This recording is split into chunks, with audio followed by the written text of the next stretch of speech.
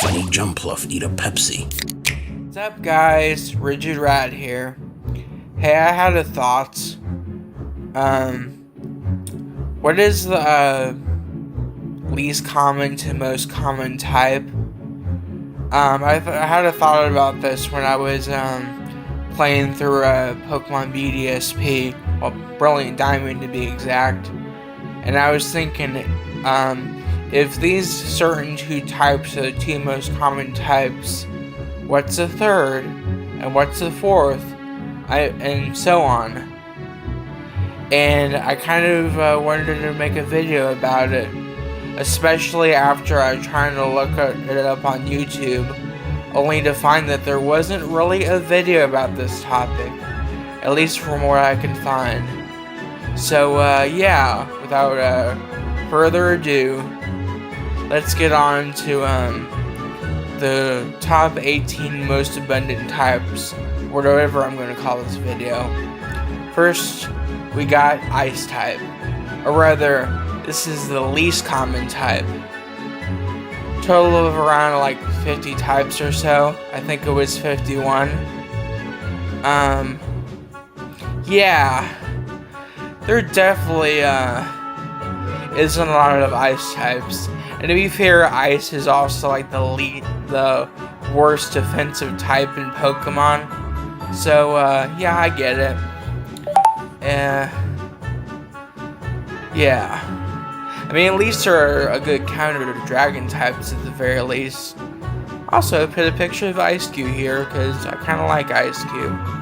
Kind of a Pokemon I've grown to love, but yeah. Also, something I've noticed about ice types is that they're often locked to like late game. Like there really isn't any early game ice types. Which I don't know why, because they're kind of a bad defensive type. Anyway, next one. Fairy type. Which, yeah. Considering that it's the newest type, and that it's still there's still more fairy types than there are ice types, yeah, that's, pretty sad, to say the least. Also, I put Sylveon here, because Sylveon is basically the poster child for fairy types. So yeah, on to the next one.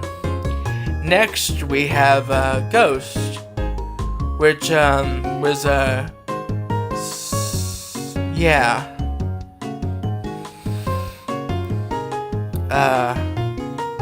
the ghost types are cool. Honestly, I kind of had a bit of a brain fart there. It's almost like ghost type possessed me and forced me to forget that I was talking. But yeah, there we go. Ghost types are they're cool. Yeah, honestly, for them being such a popular type, I'm surprised to see them this low. But yeah, I kind of get it. And up next, we got dragon types. Yeah, dragon types, I'm really not surprised that they're pretty low on the list, considering their whole thing is that they're like rare arcane beasts that are just full of like untamed, unhindered power. Like that's kind of what the whole type is about, power. And so, yeah, they're usually locked behind late game, just like ice types, but are way more popular. So, yeah, I kind of get why dragon is still a much more common type than ice. So, yeah. On to the next one. And the next one being electric types. Which, yeah, considering that the Pokemon mascot, being Pikachu, is the electric type, kind of surprised that they're not more common. Also, if I check back to the source for when I made this video, I'm pretty sure that electric was actually tied with dragon, which is, yeah, very interesting to me. Just as many electric types as there are dragon types. I find that pretty odd. So yeah. Also electric types, you either fall into the really cute or really badass category, with most of the cute ones being Pika clones. So, yeah. I mean, just look at this little Pachirisu I put in for this video. What an adorable little guy. Anyway, next, you know what really grinds my gears? Steel types. Yeah. Honestly, no, I think steel types are alright. Not the one I put in this picture. Freaking Clang sucks. Oh, wait. When I looked up Clang when looking up the pictures for this video, but this is a Clang, not a Clang. So I guess Google doesn't know what Clang looks like because of how ugly and forgettable this Pokemon is. But Steel type also has Steelix and Caesar, so it has some cool ones. Honestly, the only reason I even put a picture of Clang for this part of the video is because that's the first Pokemon I thought when I thought of Steel. Anyway, next up is Rock types, which is actually tied with Dark types for like 69 Pokemon in each type. Nice. Honestly, kind of fitting that two Pokemon are tied at 69, considering, you know, it takes two to... You know what, never mind. I probably shouldn't finish this joke, or the YouTube ninjas will probably come after me. So, yeah. Rock and Dark are tied for the... they're both tied at 69, okay? Very fitting. So yeah. One thing I do like about rock types is that, pretty much all the fossils aside from the Gen 8 fossils are rock types, and dinosaurs are just really freaking cool, so, yeah. I mean, I got a picture of, Cranidos, which is, fun fact, the only, pure rock fossil, aside from its evolution, of course. And, yeah. And we got Liepard. Honestly, I don't even know why I put him here. It was like the second Pokemon, Dark-type Pokemon I thought of after Mightyena. It was pure Dark-type, and honestly, I probably would have been better off putting Mightyena here. But, yeah. He has like those cool spots, I guess. Honestly, if you're still watching this video, not bored to death from my unscripted rambling, you have the patience of a saint. Because yeah, I definitely wouldn't want to hear me ramble about Pokemon types and all that. But good for you, I guess. So yeah, Liepard, Dark type, 69. Oh wait, I put a furry looking Pokemon for the 69. Anyway, next up we got ground types. I think there was like 70 ground types according to the source for this video. I don't know, I'd have to look back. Yeah, you can probably tell already that this video is unscripted. Yeah, I kind of wanted to do that just to be different, and also because I couldn't find a freaking pen in my freaking house just to write down a script for this damn video. So yeah, guess it's just my own damn laziness combined with not being able to find a pen. Fuck. Yeah. Anyway, our ground types are cool, I guess. You got Earthquake, which is like the poster child for powerful moves that we used to spam back when we were kids, because we didn't know how proper Pokemon battling works, so we just picked like the most powerful move that we could put on our Pokemon and just spammed it. Also, am I the only one that used to just only use my starter throughout an entire game? Yeah, pretty boring. Anyway, next up is fighting types. Yeah, they pack a real punch. Huh, see what I did there? Yeah, I know I'm not funny. Anyway, yeah, fighting types for the next ones. Getting actually pretty close to the top. And this is like the upper middle category. I don't know, this video sucks. Why are you still watching? You're just listening to a fat guy ramble about Pokemon types without even any proper preparation for a video. Yeah.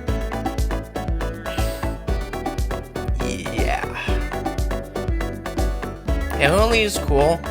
He's got those stretchy, springy legs and whatnot. What's not to love about that? Also, he doesn't have a mouth. Pretty weird. Anyway, next up is poison types. Yeah, they were the next ones. Apparently, poison types are more common than fighting types. Who would have thought? So, yeah. Hey, did you know that, Muck, kills plants as it walks? Yeah, that's pretty gross, am I right? They're also supposed to stink. Just like Skuntank and Coughing, I guess. Wow. I guess poison types. Oh yeah, and Garbodor, which is literally just a trash bag with a face, albeit still cuter and more interesting than Muck. I was almost about to put him here, but I think putting Garbodor in the poison type slot would be too obvious, since everyone thinks of, or at least I do. Garbodor is definitely the first Pokemon I think of when I think of poison. So yeah, anyway, next up is Fire. Yeah. And it happened to have this image of an Infernape plush, and I thought that would be funnier. So, yeah. Yeah, fire types are pretty hot. Let's see what I did there. Yeah, anyway, yeah, also, Infernape's my favorite Pokemon. I've probably mentioned that before, but yeah, I just think he's really cool and really badass and all that. I like it. I think Ash's Infernape was kind of the big reason why I like it so much. That and its design just kind of clicks with me, especially considering I was a big fan of Dragon Ball Z growing up. You know, Infernape is supposed to be based on the same thing as Goku, Sun Wukong from Journey to the West, which Goku is literally just Sun Wukong in Japanese. Anyway, next up, bug types. Yeah, we're getting pretty well. As a matter of fact, I think there was like over 80 bug types according to my source. So yeah, that's quite a lot. As a matter of fact, I think this is the last one before we get to Pokemon that are in the hundreds in terms of how many Pokemon there is of that type. So yeah, we're getting up there. Actually, it actually makes a whole lot of sense that there are so many bug types, considering that if it weren't for bug types, Pokemon just wouldn't be a thing.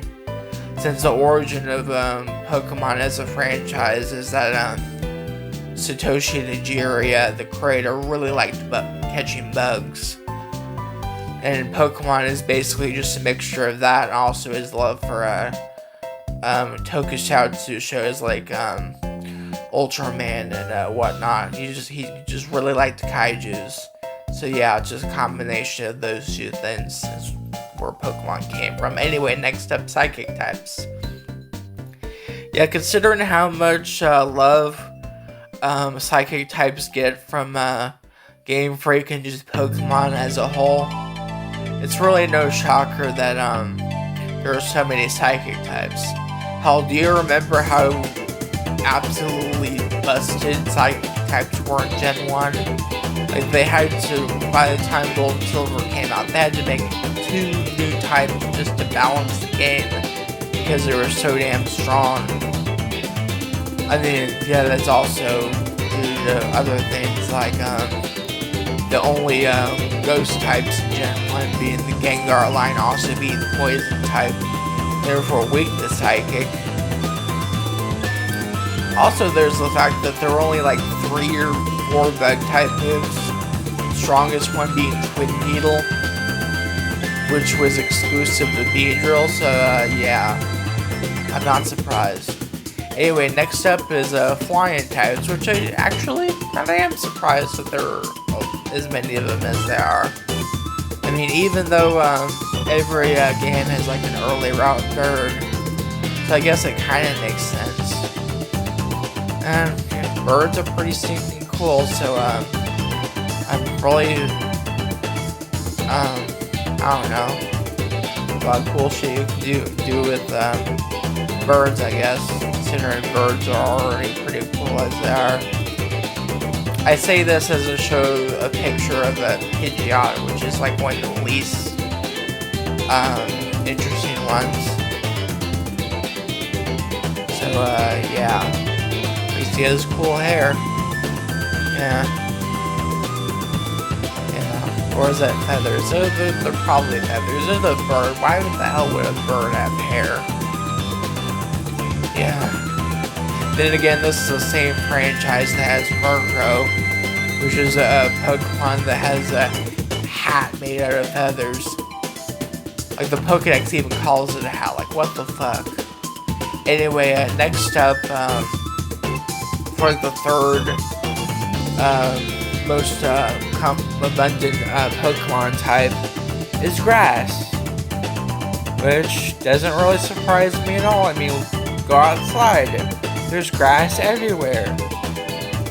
I would ironically tell my viewers to touch grass, but that joke is so tired that it might as well be a freaking Snorlax. No, seriously, if you actually unironically tell people to go outside and touch grass, you're like the most unfunny person on the planet. And you should go touch grass yourself. Oh shit, I just told people that they should touch grass for telling people to touch grass. Yeah, how meta is that? Anyway, yeah. Grass types. Cool, I guess.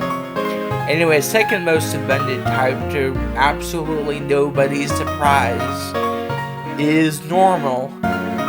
Because, yeah, when Pokemon is running out of ideas or whatever some random person on the internet may say, they resort to normal types because, you know, they're normal. They're uninteresting. Even though some normal types happen to have like really crazy nutty designs for whatever reason. Like freaking Snorlax, like what the hell is Snorlax even supposed to be?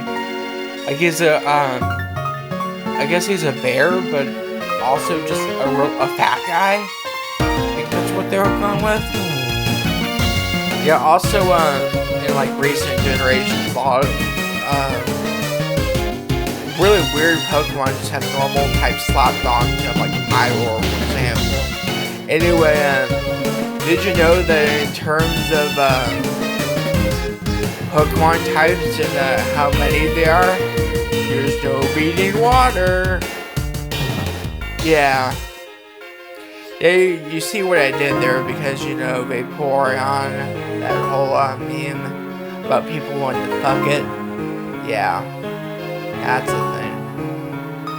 Honestly, I find it to be pretty funny, even though it's been done to death, and I'm not sorry. So, yeah, water is the most abundant Pokemon type, which makes perfect sense considering that our own planet is like 79%, something like that. It's like, I think 70% water, and yeah, water is everywhere. Where there's water, there's fish, and whales, and seals, and sea lions, and sea otters. There's so many damn random animals in in the ocean that I can't even name them all. Like, seriously. Anyway, yeah, thanks for watching, I guess.